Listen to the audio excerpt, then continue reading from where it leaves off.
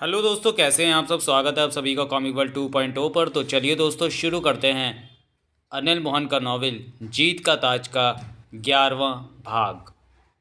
दोपहर भी ढलनी आरंभ हो गई थी। देवराज चौहान, जगमोहन, बाकेलाल राठौर, सोहनलाल और करमपाल सिंह आगे बढ़ते जा रहे थे। भूख और प्यास भी लगी थी, परंतु कहीं पीने या खाने का इंतज़ाम नहीं था। उनके शरीर और कपड़े पसीने से भीगे स्पष्ट नजर आ रहे थे। सिर के बाल भी पसीने से गीले होकर आपस में चिपक रहे थे। ये रास्ता कभी ख़त्म होगा कि नहीं? सोनलाल थके स्वर में क्या उठा। कोई भी रास्ते ख़त्म होवेगा? बाकेलाल राठौर बोला। मेरा मतलब है, जहाँ हमने पहुँचना है वो जगह कब आएगी? सोनलाल ने मुंह बनाया। इस बात का जवाब किसी के पास नहीं है, जगमोहन ने कहा। फ़कीर बाबा ने हमें लंबे फेर में ही डाल दिया है, सोनलाल बोला। तम अगर थक गए होवे तो बैठकर थोड़ो चैन ले लो। सोनलाल ने आसपास देखा। हर तरफ बंजर ज़मीन और सूखे पेड़ नजर आ रहे थे। सूर्य की तीखी धूप सीधी उन पर पड़ रही थी, जिसकी वजह से आगे बढ़ने में बुरा हाल हो रहा था। यहाँ आराम करने की जगह कहाँ है? सोनलाल ने बाकेलाल राठौर को देखा। थारी यो बात तो ठीक ही हो बाके, करमपाल सिंह बोला। थारे को इबका हुओ, गला सूख रहा है, बहुत प्यास लगी है। तम यहाँ का हाल तो देखो, पानी की बूंदों भी ना होवे। बाकेलाल राठौर ने मूछ पर हाथ फेरते हुए कहा। थारी खातिर हम कुआं तो खोदने से रहो। भूख भी लगी है, करमपाल सिंह मुंह लटका कर कह उठा। थारे को यो पहले मालूम होना चाहिए कि थारे जिस्मों में पेट भी लगो होवे। राशन पानी की गठरों बांधकर कंधों पर लात लाता, और चूल्हों के साथ इंजन का सिलेंडर भी साथ रखो हो तो एब हम मिल बांट कर बनाते खाते। तम रोटियां बेलता, हम सेकता। बाकेलाल राठौर ने उसे देखा। तू तो मजाक कर रहा है बाके। मजाक तो तम करो हो। थारे को भी सबो दिखे और मारे को भी सबो दिखे, या पानी और खानो ना होवे, फिर तुम्हारे से पानी पैदा करने को काहे बोले? चलते चलते सोनलाल ने गोली वाली सिगरेट सुलगाई। अपनों जिगरो फूको तू। सोनलाल ने घूर कर बाकेलाल को देखा। तू लस्सी में मक्खन का गोला डालकर पीता है? पक्को बहुत मज़ा आवे। ज़्यादा मक्खन खाना अच्छा नहीं होता, इससे हार्ट अटैक का खतरा बढ़ जाता है। थारो बाप डॉक्टर होवे का? मेरे पड़ोस में डॉक्टर रहता था। अब वो किधर हो? वो मर गया। क्यों? वो भी लस्सी के बड़े गिलास में मक्खन का गोला डालकर मज़े लेता था, हार्ट अटैक हो गया उसे। थारो वो डॉक्टर नकली मक्खन खावे तभी मरो। हम फ्रेश मक्खन का गोलो लस्सी में डालो, उससे हार्ट अटैक ना हो, वो मारे को पक्का पता है। तेरे पड़ोस में रहने वाले डॉक्टर ने ये बात बताई? सोनलाल बैंक से बोला। नहीं, ये बातों मारे को गुरदासपुरों में उसी ने बताई। वो सब बातों सच बोलो। उसके सिर पर सींग लग गए हैं। सींग तो उसकी भैंसों को लगो, उसों को कारों को लगो। वो तो बाकी सब बाकेलाल राठौर के होठों में रह गए। सबसे आगे चल रहा देवराज चौहान भी ठिठक गया। वो सब ठिठक गए। सबकी निगाहें कुछ दूर नज़र आ रहे सफ़ेद से छोटे मकान पर जा टिकी, जो हर तरफ से खूबसूरत नज़र आ रहा था। धूप की चमक से वो मकान चमक रहा था। ऐसी उजाड़ खुश्क बंजर ज़मीन पर ऐसा मकान होना हैरानी की बात थी, इसलिए मकान किसी के गले से नीचे नहीं उतर रहा था। यो तो जंगलों में मंगल हो तो नजर आवे। देवराज चौहान की सिकुड़ी निगाह मकान पर टिकी रही। मकान का गेट खुला हुआ था। बाहर से ही नज़र आ रहा था कि भीतर पानी का फव्वारा चल रहा है, जिसमें फुहार मकान की दीवारों से ऊंची उठ रही थी। बाके, करमपाल सिंह जल्दी से कह उठा। मकान में पानी भी है। अपना मुंह बंद रखो, मारे को तो ये मकान गड़बड़ लगो। बाकेलाल राठौर कह उठा। ये मायावी मकान है, देवराज चौहान सख्त स्वर में कह उठा। क्या मतलब? मायावी लोगों की माया है ये मकान, वरना ऐसी उजाड़ जगह में मकान होने का कोई मतलब नहीं। हो सकता है हम लोगों को फंसाने के लिए चारे के रूप में मकान सामने रख दिया, देवराज चौहान बोला। चारे के रूप में? जगमोहन के होठों से निकला। हाँ, जिस तरह वो सफ़ेद घोड़ा रुस्तम को गायब करके ले गया, उसी तरह ये भी कोई चाल है। हो सकता है ऐसा कुछ भी ना हो, सोहनलाल ने कहा। देवराज चौहान आगे बढ़ा और मकान के गेट तक जा पहुंचा। बाकी सब उसके साथ थे। बिना भीतर प्रवेश किए देवराज चौहान ने भीतर झाँका, परंतु कोई नज़र नहीं आया। कोई है? देवराज चौहान ऊंचे स्वर में कह उठा। आवाज़ के बाद खामोशी छा गई। कोई नज़र नहीं आया, जवाब नहीं आया। कोई है मकान के भीतर? देवराज चौहान ने पुनः पुकार लगाई। कोई जवाब नहीं। हम तो पहले ही कहो यो मकान गड़बड़ हो गए, बाकेलाल राठौर ने गंभीर स्वर में कहा। देवराज चौहान ने पलटकर सब पर निगाह मारी। कोई भी इस मकान के भीतर नहीं जाएगा, देवराज चौहान ने कहा। मुझे पूरा यकीन है कि यह मायावी मकान है और हमें फंसाने के लिए इसे यहाँ रखा गया है। फंसाने के लिए कैसे? जगमोहन ने पूछा। हम थके हुए हैं तो आराम करने की सोच कर चले जाएं। भूखे प्यासे हैं तो खाने पीने के लालच में भीतर चले जाएं और मायावी शक्ति हमें कैद कर ले, देवराज चौहान ने गंभीर स्वर में कहा। हो सकता है तुम्हारी ये सोच गलत हो, सोहनलाल ने कहा।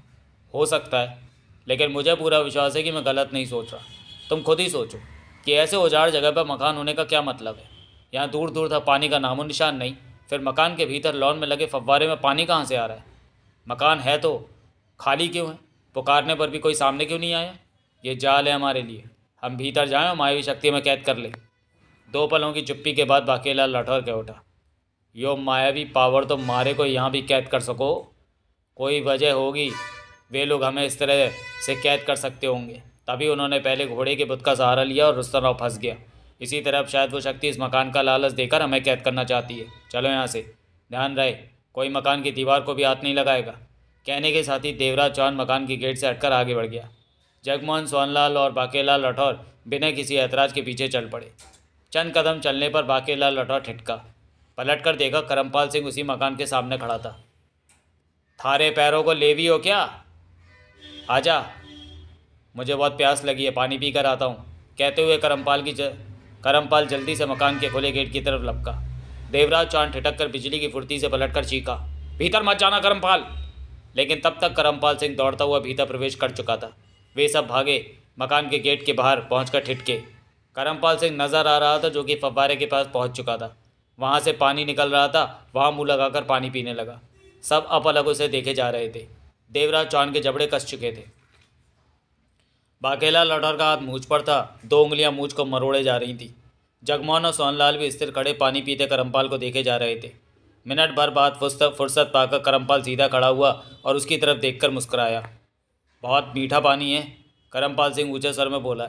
लगता है सारी थकान दूर हो गई। तुम सब आ जाओ, कोई खतरा नहीं है, पानी पी लो। पल भर के लिए खामोशी छाई रही। कोई भीतर नहीं जाएगा, देवराज चौहान शब्दों को चबाकर बोला। ये तो ठीक है, जगमोहन बोला, इसे कुछ भी नहीं हुआ। अभी का ठीक हो वे, यो भीतर तो गयो पर बाहर तो ना आयो, बाकेलाल लठौर ने कहा। तभी सोहनलाल ऊंचे स्वर में बोला, करमपाल बाहर आ जाओ, तुम लोगों ने पानी नहीं पीना क्या? करमपाल सिंह भीतर से उन्हें देखता हुआ ऊंचे स्वर में बोला, मारे को थारे सिफारिश की ज़रूरत ना होवे। बाकेलाल लठौर कह उठा, तम का समझो कि वहाँ रहो तो तभी मारी को पानी पीने को मिलो। पहले तम ठीको ठाको बाहर आ। करमपाल सिंह हंस पड़ा, फिर वहाँ से हटा और गेट की तरफ बढ़ा। तुम लोग खामा डर रहे हो, मैं। उसी पल सबकी आंखें सिकुड़ी, चेहरे पर हैरानी के भाव हो रहे। वो मकान जैसे एकाएक सिकुड़ने लगा। मकान सिकुड़ने के साथ करमपाल सिंह के शरीर को भी उन्होंने छोटा हुआ देखा। करमपाल सिंह को गड़बड़ का एहसास हुआ तो वो जल्दी से गेट की तरफ भागा। सबने देखा करमपाल का चेहरा फक पड़ गया था। देवराज चौहान, जगमोहन, सोहनलाल, बाकेलाल लठौर हक्के बक्के खड़े थे। करमपाल मकान के बाहर नहीं आ सका। देखते देखते सेकंडों में मकान सिकुड़कर छोटा सा गोला बनता चला गया और फिर करमपाल सिंह उसी गोले में कैद होकर नजर आना बंद हो गया था। वो गोला भी एकाएक दिखना बंद हो गया था। बिना पलके झपके सब खड़े उस जगह को देखते रहे जहाँ मकान था। वहाँ अब सिवाय बंजर ज़मीन और सूखे पेड़ों के अलावा कुछ भी नहीं था। करमपाल सिंह मकान के साथ ही गायब हो चुका था। कई पलों तक उनके मुंह से बोलना फूटा। मारे को बोले कर्म है कि हम डरो का। बाकेलाल लठौर गहरी सांस लेकर क्या उठा, ठीक हो, तू मत डरो, पहलवान बनने का मजा तो तन्ने ले ही लियो, मीठा पानी भी सुड़क लियो, तू तो गयो काम से। जगमोहन ने देवराज चौहान को देखा। करमपाल सिंह गायब हो गया। उसकी गलती थी, देवराज चौहान ने गंभीर स्वर में कहा। पानी का लालच वो छोड़ नहीं सका। अब उसके साथ क्या होगा? सोहनलाल ने कहा। क्या कहा जा सकता है? मायावी शक्ति रुस्तम राव करमपाल सिंह को कहाँ ले जा रही है? देवराज चौहान के चेहरे पर सोच के भाव थे। अगर इसी तरह हम मायावी शक्तियों के कब्जे में जाते रहे तो शायद ताज तक ना पहुंच सकें। तब तो मोना चौधरी पहुंच जाएगी ताज तक, जगमोहन के ओठों से निकला। वो भी ना पहुंचो ताज तकों तक। बाकेलाल लठौर व्यंग से कह उठा। देवराज चौहान के ओठों पर मुस्कान उभरी। क्या मतलब? जगमोहन ने बाकेलाल लठौर को देखा। मारे को यूँ तेजो झटको लगो, वो छोरा और कर्मा गायब हो गयो। ता का मोना चौधरी सलामत रहो का? वो भी मायावी जालों ने जरूर फंसो, ताज को पाणो आसान न हो। कहते हुए बाकेलाल लठौर का हाथ मुंह पर पहुंच गया। वो भी मायावी झटको खायो। बागे ठीक बोलता है, सोहनलाल कह उठा। जगमोहन ने देवराज चौहान को देखा। ये बात तो मैंने सोची नहीं थी। तो अब दिमाग में बैठा लो। देवराज चौहान मुस्कुराया। ये मायावी नगरी है, जादू का बोलबाला है। यहाँ हम लोग हों या मोना चौधरी, कोई भी मायावी जाल से बचा नहीं रह सकता। हमारी तरह मोना चौधरी और उनके साथियों को भी कुछ ऐसी दिक्कतों का सामना करना पड़ रहा होगा। कोई कुछ ना बोला। सावधानी से आगे बढ़ो। देवराज चौहान आसपास देखता हुआ बोला। किसी भी तरह के लालच में या फिर किसी ऐसी चीज़ से बचना जो यहाँ हो ही नहीं सकती। उसके बाद वो पुनः आगे बढ़ने लगे। एक बात समझ में नहीं आ रही, जगमोहन बोला। क्या? देवराज चौहान बोला। मायावी लोग अभी तक नज़र क्यों नहीं आए?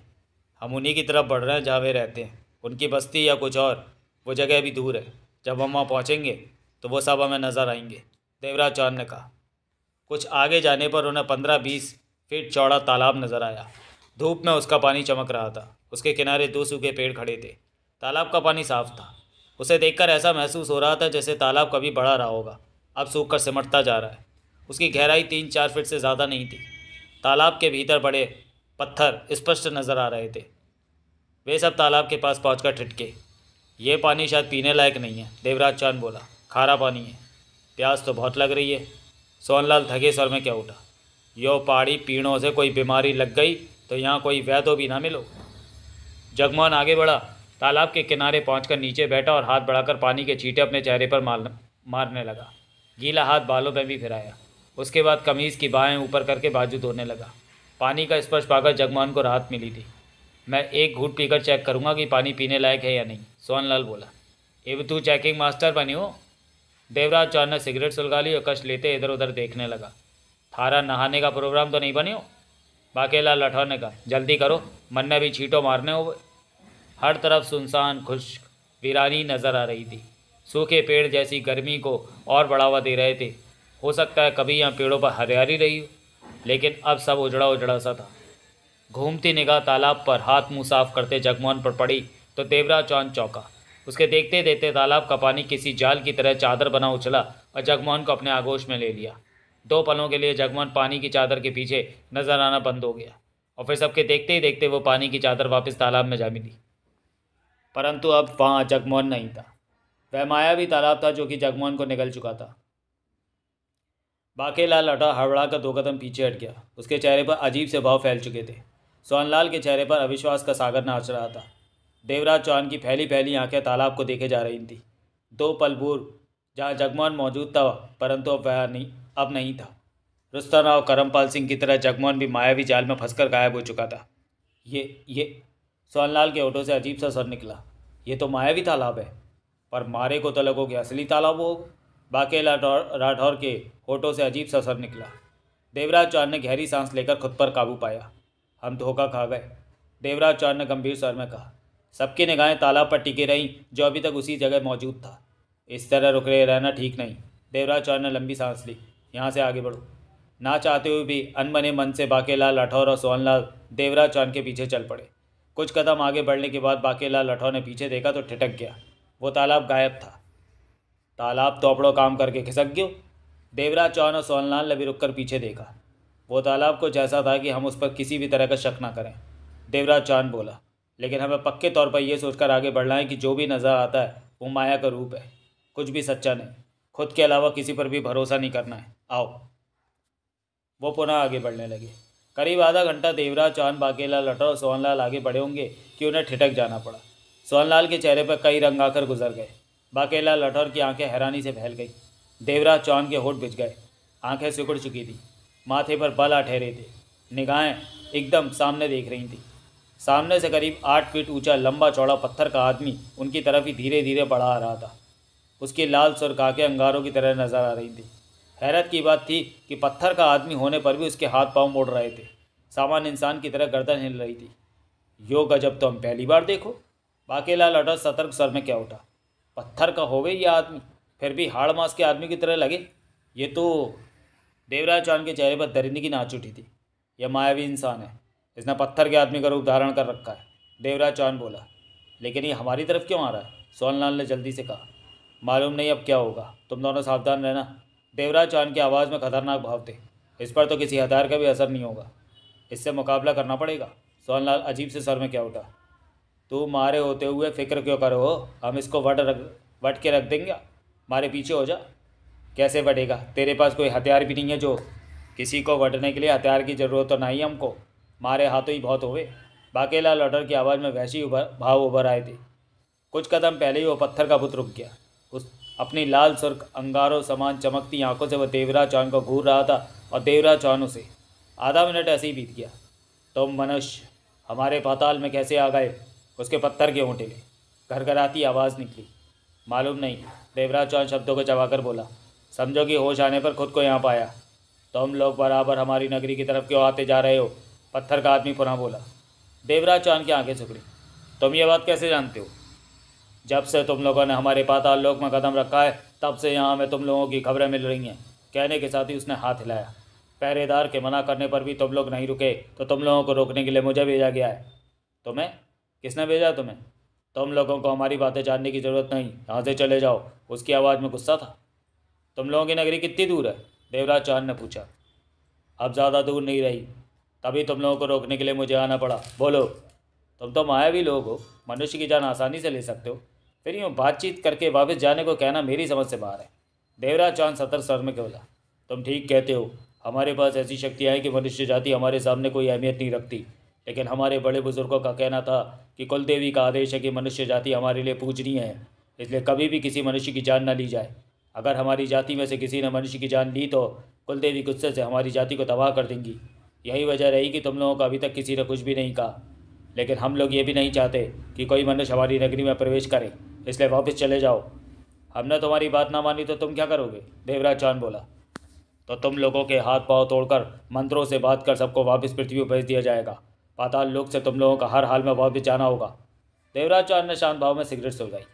तुम मायावी लोग अगर मनुष्य की जान नहीं लेते तो हमारे वो साथी कहाँ हैं जो तुम लोगों के मायावी ताकत पर फंसकर गायब हो गए? सोनलाल ने पूछा। मुझे उनके बारे में कोई खबर नहीं, लेकिन ये बात पक्की है कि वो मनुष्य जहाँ भी होंगे जिंदा होंगे और ठीक होंगे। उन्हें भी वापस भेज दिया जाएगा, जैसे अब तुम लोगों को भेजा जाएगा। थारे को कौन बोला कि हम वापस अभी जाओ? बाकेलाल राठौर बोला। मैं तुम लोगों को वापस भेजने ही आया हूँ। उसका स्वर बेहद कठोर हो गया। तभी देवराज चौहान उछला और सीधा पत्थर के आदमी से जा टकराया, परंतु पत्थर का आदमी अपनी जगह स्थिर खड़ा रहा। देवराज चौहान की टक्कर का उस पर कोई असर नहीं हुआ। देवराज चौहान नीचे गिरा और फुर्ती से उसने उठना चाहा, लेकिन तब तक पत्थर के आदमी ने झुककर देवराज चौहान की बाँह एक ही हाथ से थामी और उसे हवा में उठाकर घुमाकर छोड़ दिया। हवा में लहराता देवराज चौहान का शरीर दूर जमीन पर लुढ़कता चला गया। जमीन पर पड़े पत्थरों से उसका शरीर टकराया। बदन पर कई जगह से दर्द की लहरें उठी, परंतु सब कुछ भूलकर देवराज चौहान उछलकर खड़ा हो गया। नज़र पत्थर के आदमी की तरफ उठी। वो वैसे ही खड़ा था। बाकेलाल राठौर और सोनलाल हक्के बक्के खड़े थे। देवराज चौहान को इस बात का एहसास हो गया था कि पत्थर के आदमी का मुकाबला नहीं किया जा सकता। असीम ताकत है इस मायावी पत्थर के आदमी में। मामूली तौर पर फेंकने से ही वो 20 कदम दूर जा गिरा था। तुम इसका मुकाबला नहीं कर सकते देवराज चौहान। देवराज चौहान चौंक पड़ा। किसी युवती की फुसफुसाती आवाज़ उसके कानों में पड़ी थी। देवराज चौहान ने आसपास देखा, परंतु कोई नजर नहीं आया। तुम मुझे नहीं देख सकते, मेरी आवाज़ तुम्हारे अलावा कोई नहीं सुन सकता। मुझे वो पत्थर का मायावी इंसान भी नहीं देख सुन सकता। युवती की वही फुसफुसाती आवाज़ कानों में पड़ी। कौन हो तुम? देवराज चौहान का सर धीमा था। ये बातें फिर भी हो सकती हैं, पहले उस मायावी इंसान के बारे में सोचो। उसके पास ताकत है तुम लोगों को घायल करके मंत्र पढ़कर सबको वापस पृथ्वी पर भेज सके। अगर उसने ऐसा कर दिया तो कभी भी तिलिस्मी ताज को हासिल नहीं कर सकोगे। तुम कैसे जानती हो कि मैं ताज लेने?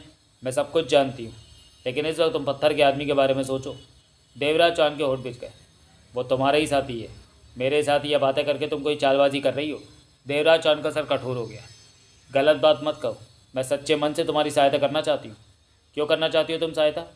ये बात तुम बाद में भी कर सकते हो देवराज चौहान। युवती की फुसफुसाती आवाज़ उसके कानों में पड़ी।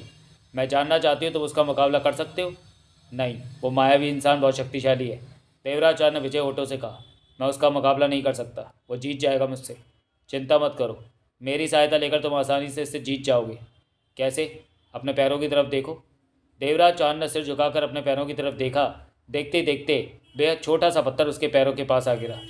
देवराज चौहान मनी मन चौंका। पत्थर देखा जो अभी अभी गिरा है?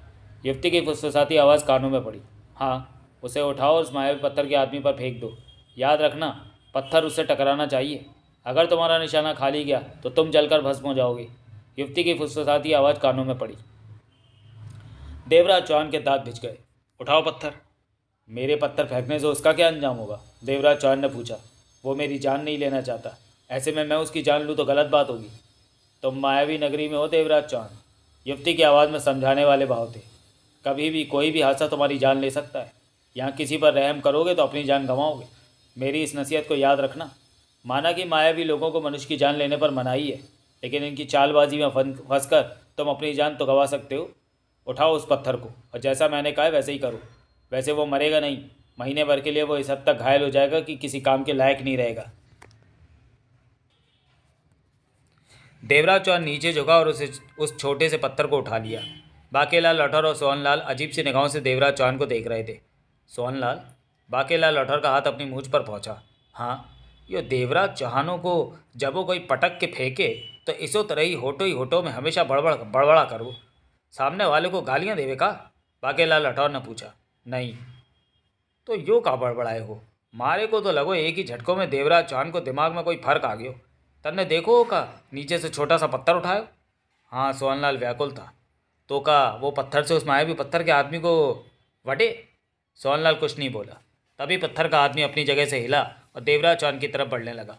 उसकी लाल सुर्खाएं बहुत भयानक लग रही थी। अब तो देवराज चौहान के हाथ पांव टूटो ही। बाकेलाल राठौर ने बेचैन से स्वर में कहा। तूने तो कहा था मैं वटूंगा इसे, जाकर वट। सोहनलाल तीखे स्वर में बोला। यो तो पत्थर का होवे। देवराज चौहान की हालत ना देखी तने? अब अपनी भी देख लेना। देवराज चौहान के बाद तुम्हारी बारी है। पत्थर का मायावी आदमी देवराज चौहान के पास पहुंचता जा रहा था। देवराज चौहान अपनी जगह पर स्थिर खड़ा उसे एकटक देखे जा रहा था। सिर्फ 3 कदम पहले पत्थर का आदमी ठटक गया। अब कहो, हमारी नगरी से पृथ्वी पर जाने को तैयार हो? उसने कठोर स्वर में पूछा। नहीं, देवराज चौहान ने दांत भींचकर कहा। मैं तुमसे मुकाबला करूंगा। अब मुझे पूरा विश्वास हो गया है कि तुम मूक जाति के मनुष्य हो। पत्थर के आदमी की आवाज़ में गुस्सा आ गया। अगर तुम समझदार मनुष्य होते तो मुझसे मुकाबले को ना कहकर वापस पृथ्वी पर जाने को कहते। तुमने मुझे मजबूर कर दिया है कि एक ही बार में तुम्हारे और तुम्हारे साथियों के हाथ पांव तोड़कर मंत्रों से बांधकर मैं तुरंत पृथ्वी पर भेज दूँ। कहने के साथ ही वो गुस्से से आगे बढ़ा। बहुत करीब था वो। निशाना चूकने का सवाल ही पैदा नहीं होता था। देवराज चौहान ने हाथ ऊपर उठाया और उसमें दबा पत्थर उस पर दे मारा। आधे क्षण में ही पत्थर उसकी छाती पर लगा। छोटा सा मुट्ठी में दब जाने वाला पत्थर जिससे किसी इंसान को भी चोट ना पहुंचती। जाने उस पत्थर में क्या असर था कि उससे टकराते ही तूफान उठ खड़ा हुआ। वो गला फाड़कर चिल्ला उठा। ऐसे तड़पा जैसे उसकी जान निकल रही हो। उसका शरीर स्प्रिंग की भांति उछला और नीचे गिर पड़ा। जोरों की गिरने की आवाज़ हुई। उसका तड़पना रुक नहीं रहा था और फिर देखते ही देखते अपनी चीखों के साथ वो गायब हो गया। उसके नीचे गिरने के निशान अभी भी मिट्टी पर नजर आ रहे थे। वहाँ इस तरह सन्नाटा छा गया जैसे 2 पल पहले तूफान गुजरा हो। मामूली से पत्थर का इतना खतरनाक असर होगा कोई विश्वास नहीं कर सकता था। लेकिन देवराज चौहान जानता था कि वो मामूली सा पत्थर नहीं था। उसमें कोई शक्ति थी जिसने पत्थर के उस मायावी इंसान को भागने पर मजबूर कर दिया। खतरा टल गया देवराज चौहान। युवती की फुसफुसाती आवाज़ पुनः उसके कानों में पड़ी। तुम मेरा नाम कैसे जानती हो? मैं सब कुछ जानती हूँ। जो अदम्य शक्तियों के मालिक होते हैं उन्हें कुछ पूछने की ज़रूरत नहीं पड़ती। तुम सच कहती हो। वो घायल हुआ है? देवराज चौहान ने पूछा।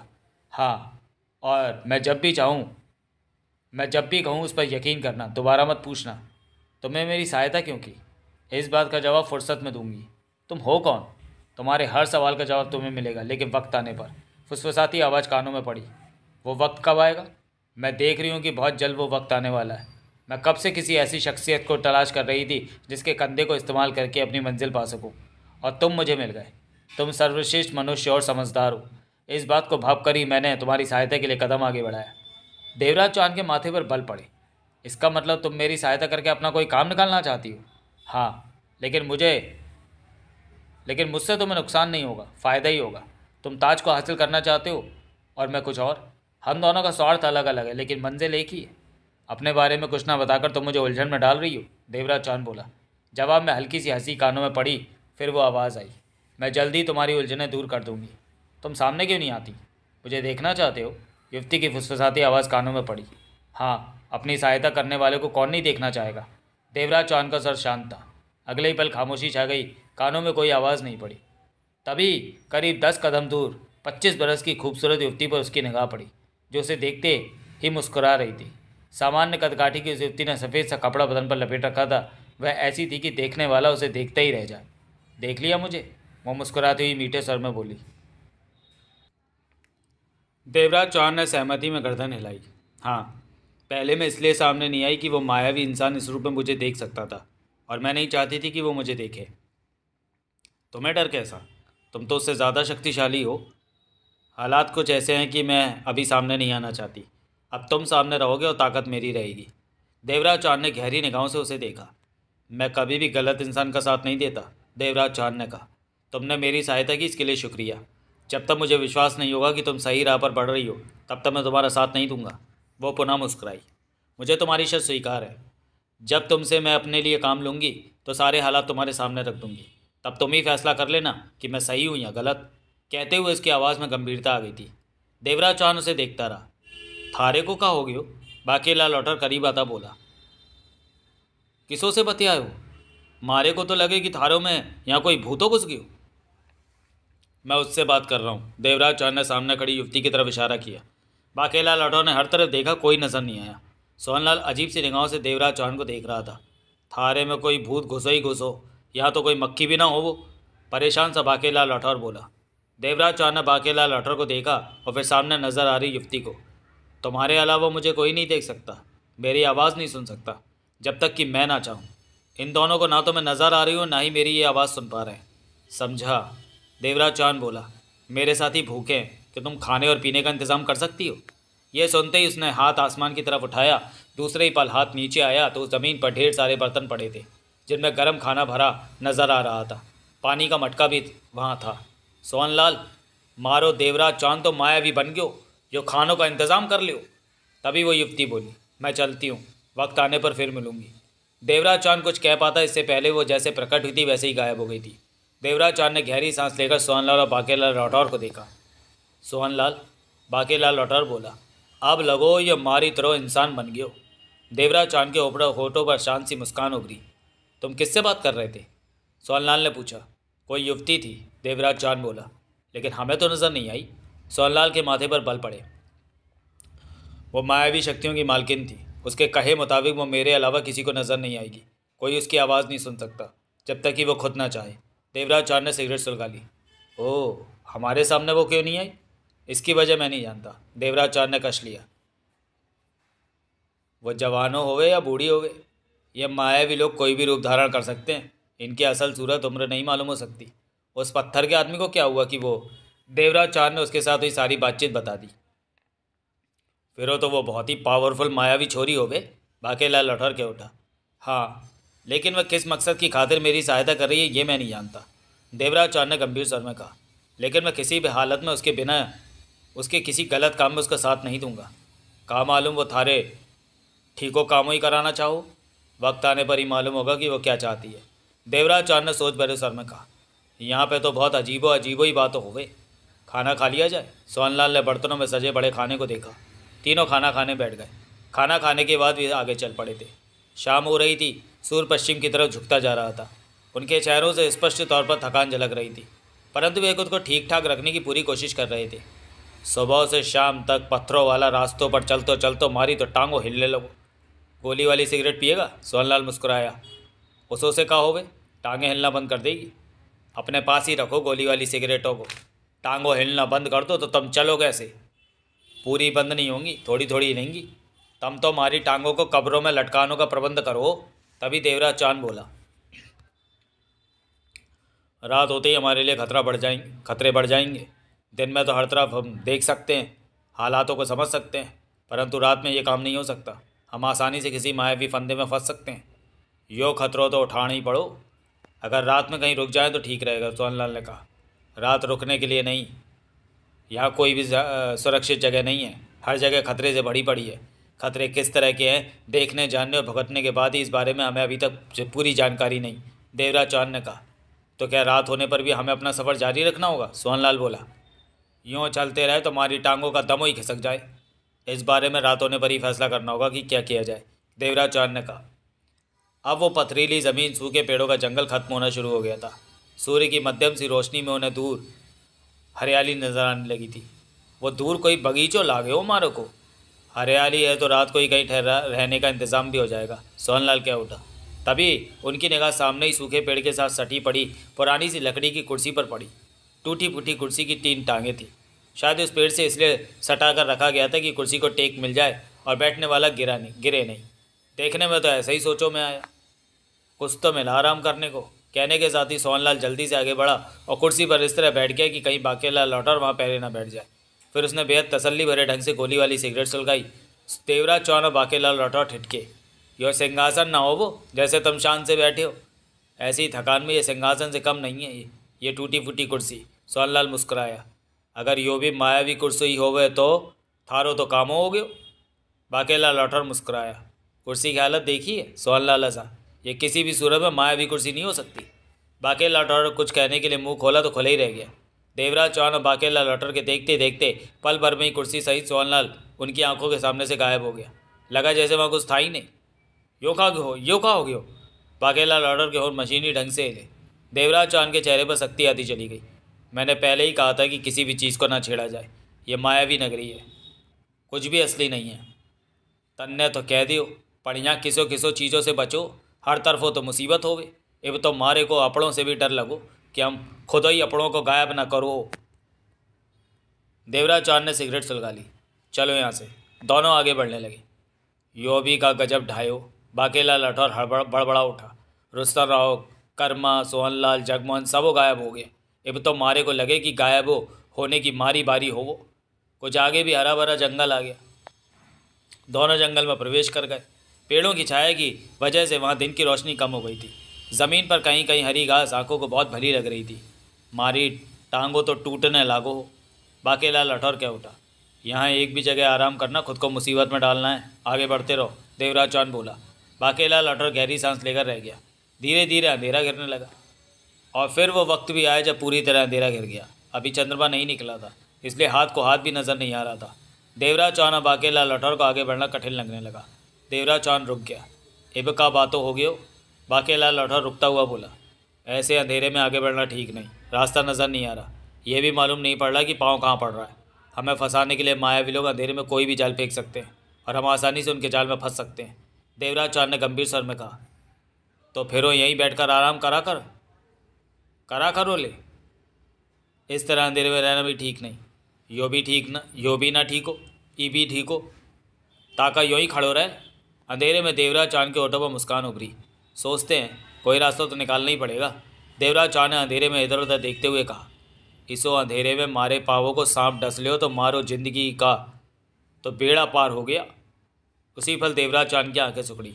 10 कदम की दूरी पर दाईं तरफ वही युवती खड़ी थी जिसने पत्थर के आदमी को समाप्त करने के लिए उसे जादुई पत्थर दिया था। तुम? देवराज चौहान के होठों से निकला। उसके होठ मुस्कान के रूप में फैल गए। तो चलिए दोस्तों, वीडियो को यहीं समाप्त करते हैं और मिलते हैं जीत का ताज के 12वें भाग में अगले वीडियो में। तब तक के लिए धन्यवाद।